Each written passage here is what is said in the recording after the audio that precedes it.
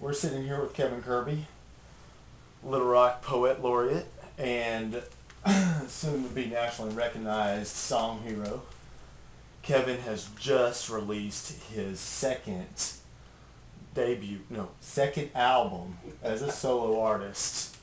And Kevin, can you give us a little background on the album? What's it called again? It's called Beautiful and Bright. Beautiful and Bright. That's Okay. the title track.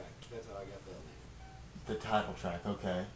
And this was quite a bit of distilling, I understand, from your previous album. Yeah.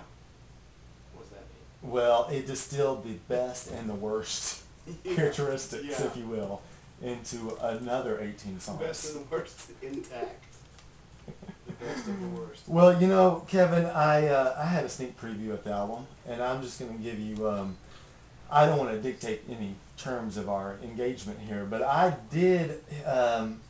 came across a couple overarching themes of the album that I kind of want to just pass over you and then get your take on that. And I guess I wanted to talk about your overall lyrical content of the album. I know we can talk a little about your musical influences, Sure. but just on the lyrical side, I'm getting tell me if I'm wrong. I'm seeing some overarching themes in three. One, sin and moral decay of society. Two, God and the unavoidable humanness of having a spiritual belief. And C, family as it is. And in that, I would say some childhood remembrances and a little bit of nostalgia of your youth.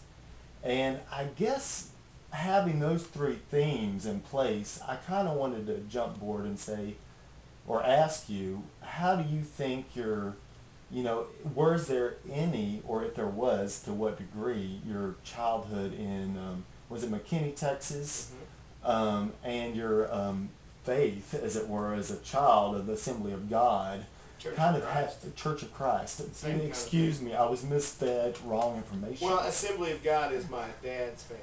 Well, we'll get to the details later. But tell me, I know McKinney, Texas. I had a chance to do a little bit of research. It's a small town of about 100,000, mostly white.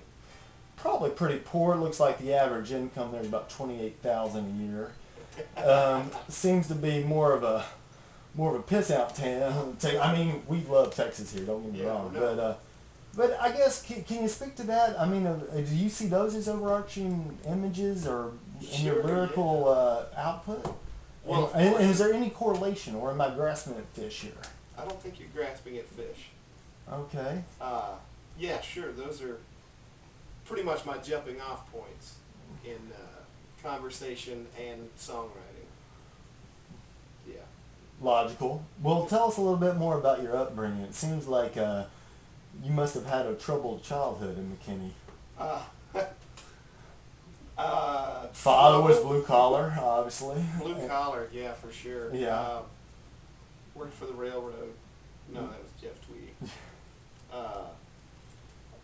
No, I don't know. It was normal.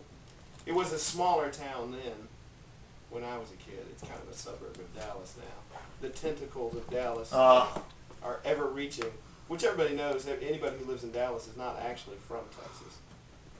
They're from California and Exactly. stuff like that. But back then, Foreigners. well, when I was a kid, I pretty much lived my life in mortal fear of my soul being sent to hell. Mm-hmm. So it's a pretty heavy trip for a kid, Yeah, and I guess listening to this new album, there are certain tracks on it that I'm thinking in particular, "The Devil Is Real." I mean, you kind of, my take on it, and tell me if I'm wrong here. You're kind of imposing a recently sobered, come to Jesus vibe on it, and you've seen something and you're wanting to tell us, but I'm feeling archetypical kind of values here of your youth, and maybe it was the Church of Christ. I don't know if a lot of that still rings true for you. But it could be. I guess that song is really more about conversations with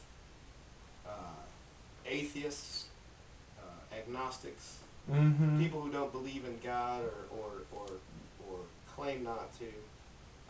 But I found that even if people don't believe in God, they do have a firm belief in the devil. Yeah. So there are no atheists in the foxholes. That's right. Yeah. Right, that's right. Atheists talk about God more than I do. Yeah, no, absolutely. But I'm just saying the devil is real, and he's everywhere, even in the church.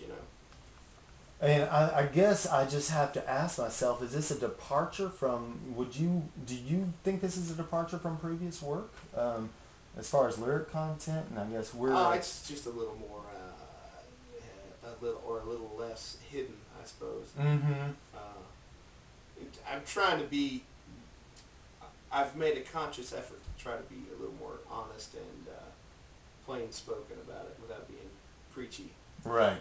Right. Or claiming that I'm more right or more wrong. Right. That's right. More right or less wrong. Right. Yeah. Well. I'm trying to be less right than more wrong.